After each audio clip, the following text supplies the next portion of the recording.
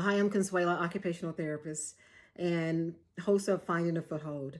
And this is the place for caregivers to come and be encouraged, be equipped with practical things that you can grab a hold to and think about and meditate on as you are saying and thinking, I have to do something different. Something needs to change in how I'm caregiving because I'm not going to be able to continue like this. If that's how you're feeling, this is a place for you. Because I'm going to tell you, I felt the same way. And feeling that way doesn't mean you don't want to be a caregiver anymore. You're just tired of having to work at it so hard. On this podcast, I focus a lot on supporting those who are caring for someone who's had a stroke. Whether they had it yesterday, they had it a year ago, or you're 5 years or 10 years into the journey. Look, it's a long journey. And there are things that you need to know at the various stages that can better equip you to maintain your sanity and your physical health. And also on this podcast are opportunities for me to talk about fall prevention because I am a fall prevention specialist and an aging in place specialist. So look, you're in the right place. Don't go anywhere. Let's listen in. I share stories. I share stories from my life and from lives of individuals and families that I've had the pleasure to work with, and sharing their struggles and sharing how we work together to come up with practical solutions that lower the stress. Look, is some things work for some people and some don't. So when you listen here on the podcast, take away from this podcast those things that you can say, I'm going to try that. I think I need to go that route. And there are some things you're like, nah, you don't know my mom. You don't know my dad. I can't even try that. Then those won't work for you. But I want you to leave here thinking after hearing a podcast that I can do something different to keep me from losing so much of myself in the process of being a caregiver. So tune in. So with strokes, they're devastating. And you get the news and it happens instantaneously that life changes. And in this case, I'm going to share with you a story from someone. She's been at it a while. Her mom had a stroke in early 2020, and life has been so different for her. So in this case, she's burnt out. She even says, I don't even know if I'll even like my mom anymore. And look, I can understand that. So I'll share her story. Her mom in her mid 60s, but very active, did her own thing, no limitations. And then all of a sudden, had a stroke. But we're going to backtrack because daughter would tell me mom did not eat right. Never really took her medications like she needed to, and really never heeded doctor's advice about lowering her fat intake and watching her diet. We're in Louisiana. We love good food. So it's easy to really understand how difficult it is to have that balanced diet when so much around you is the good food, the stuff that you do not need to eat so much of, but we enjoy. But mom had a stroke directly related to her diet, being overweight, and really not being compliant with her medications. So daughter is the one who stepped up to the plate in helping to care for her mom. Other sisters and brothers do a little things here and there, but the bulk of the care has fallen on this daughter. And after 5 years, she just doesn't know how much longer she can continue. Because now daughter is now having health issues of her own, brought on a lot by stress and trying to balance caring for her mom, working, and also having husband and children that also need her. So does that sound familiar to anybody? It's often a familiar story.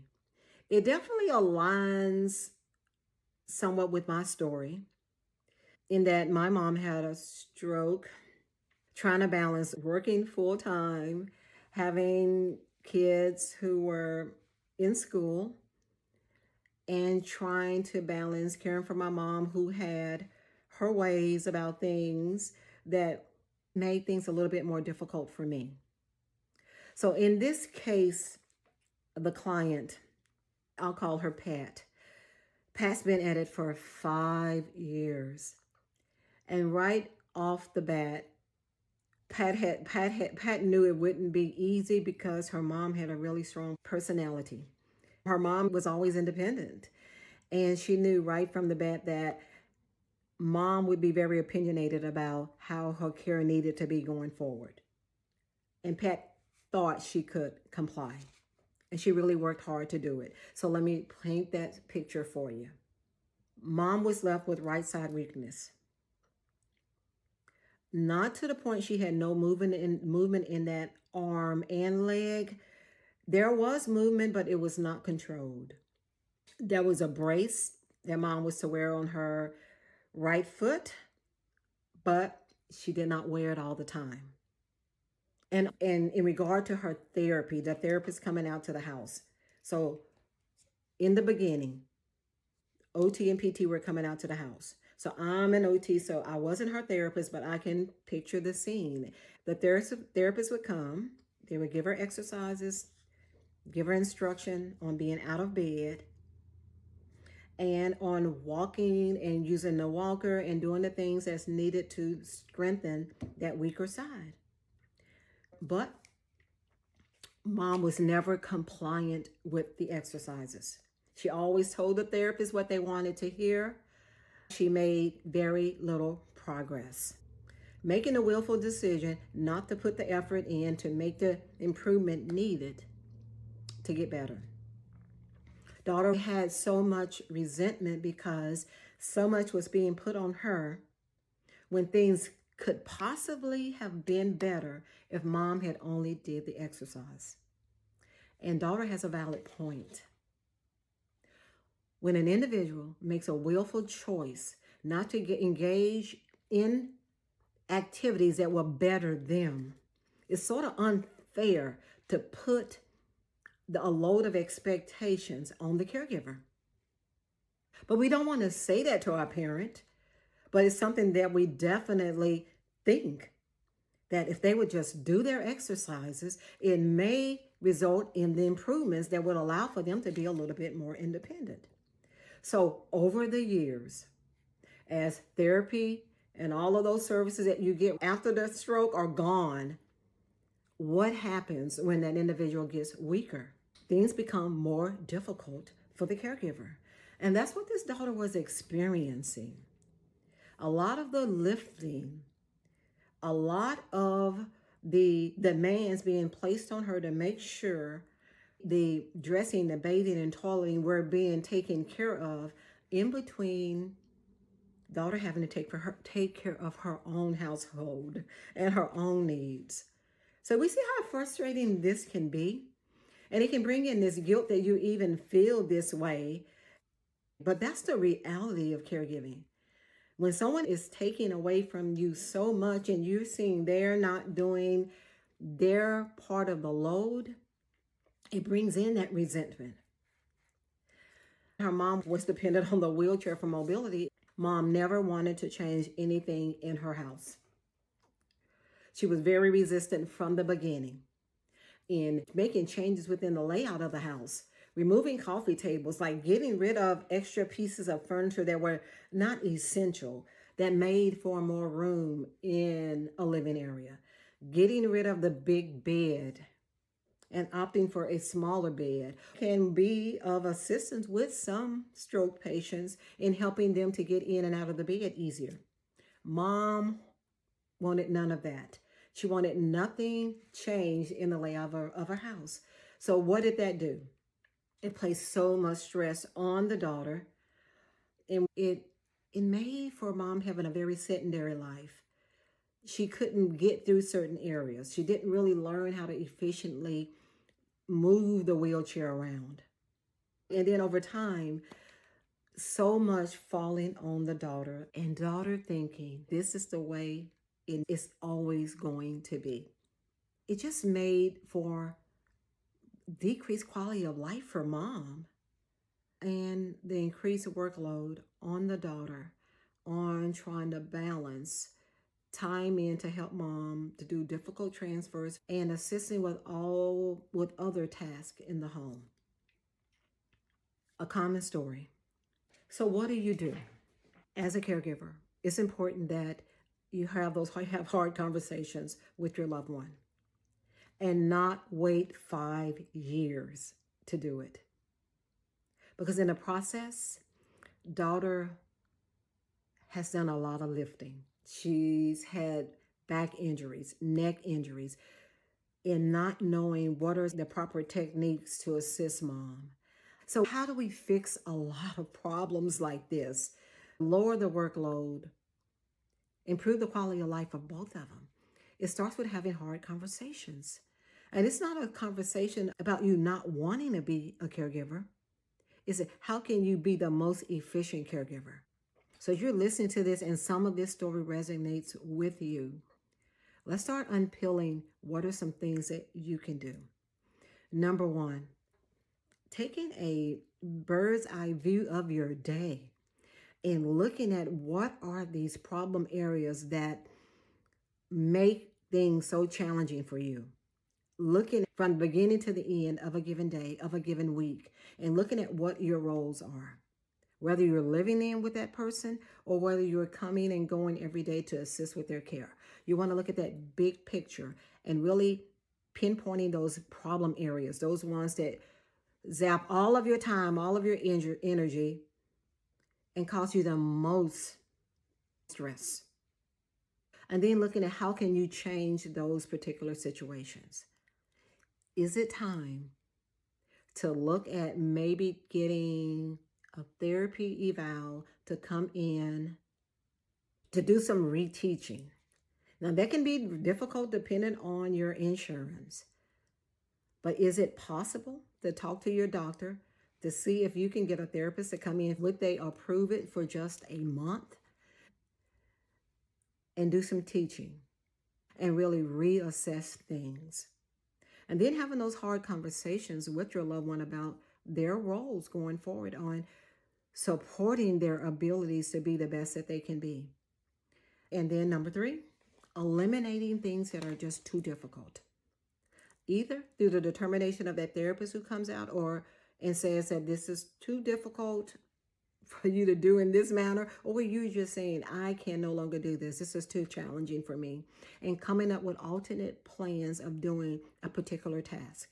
If getting them into the bathroom to take a shower is no longer an option, no matter what they're screaming and kicking and wanting, if it is no longer safe because now you have issues in your body that prevents you from helping them, or their bathroom is not set up to allow you to safely help them, then there needs to be an alternate method of doing certain things. And with a therapist's input, making changes in the home.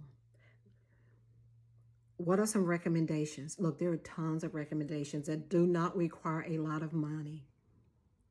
As an aging in place specialist, I go into homes and I look at the setup of the bathroom, setup of the bedroom, setup of the living area, of the kitchen. And I try to make very cost-effective recommendations that will allow for independence and setup for someone to function in a space and get their needs met, and educating on where the gaps are, where the caregiver needs to bring in additional support, and then recruiting help and set limits on what needs to be done during the day. So the realization is, if things are so stressful, figure out what needs to change. You prioritize and you know what is not working. Have those conversations. Try to add in some professional support. Can therapists come in the home? Help you reevaluate things. Things that you may have been told by a therapist 5 years ago may not be applicable right now. You need another whole game plan. And getting your loved one to buy into the changes that need to be done.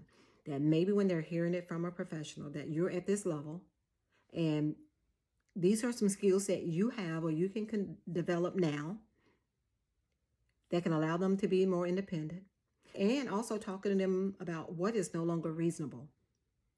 There needs to be another whole game plan for tackling certain things. But if you're a caregiver and you're stressed out, but you're not willing to do anything to change the situation, you're not willing to have those hard conversations with your loved one or being able to make some decisions about what needs to go and what can stay, nothing's going to change. Finding a way of providing the care and support that you can in a way that allows them to have a better quality of life while you also protecting your well-being and your interests and your quality of life is the true definition of caregiving.